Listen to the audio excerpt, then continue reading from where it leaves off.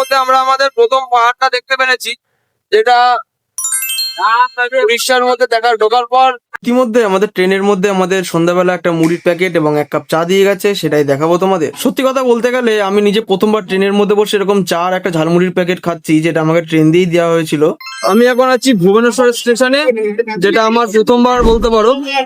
সেই দৃশ্যটা আমি দেখাবো, এক্সপিরিয়েন্সটা আমার বলবো এই স্টেশনটা ভালোই বড়, খারাপ না।